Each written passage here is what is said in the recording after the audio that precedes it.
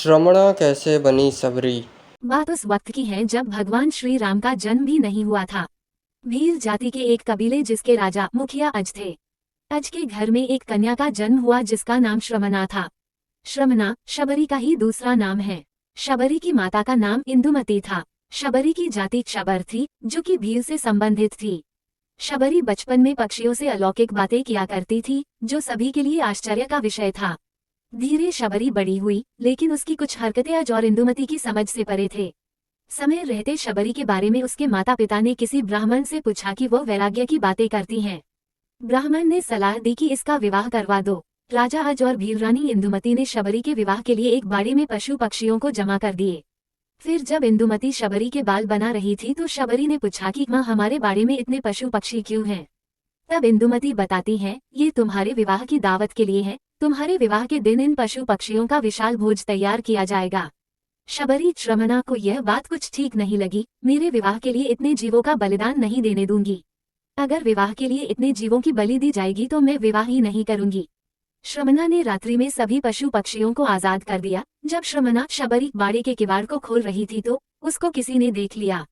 इस बात से शबरी डर गई। शबरी वहां से भाग निकली। शबरी भागते भागते ऋषिमुख पर्वत पर पहुंच गई जहां पर 10,000 ऋषि रहते थे। शबरी को इस बात का अनुमान नहीं था कि वह निचली जाति की है और ऋषि उनको अपने आश्रम में स्थान नहीं देंगे। इसके बावजूद शबरी छुपते हुए कुछ दिनों तक, जब तक वह पकड़ी नहीं गई, रोज सवेरे ऋषियों के आश्रम में आने वाले पत्तों को साफ कर देती थी और हवन के लिए सूखी लकड़ियों का बंदोबस्त भी कर देती। बड़े ही भाव से शबरी सविंधाओं से लकड़ियों को ऋषियों के हवन कुंड के पास रख देती थी।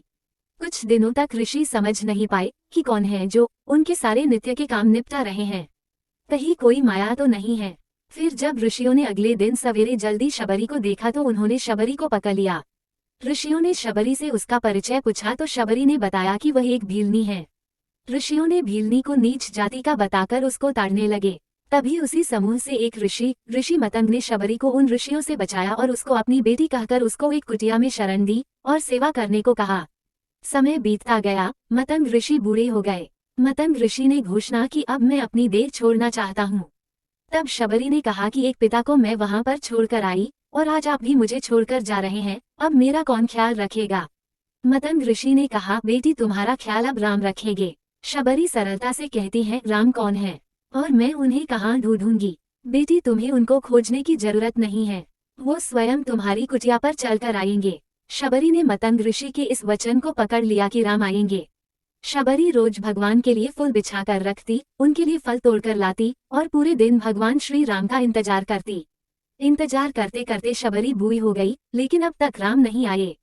फिर एक दिन आ ही गया जब शबरी के वर्षों का इंतजार खत्म होने वाला था। शबरी ने फूल बिछा कर रखे थे। आते जाते लोगों को मना कर रही थी कि इस फूल पर भगवान चलेंगे।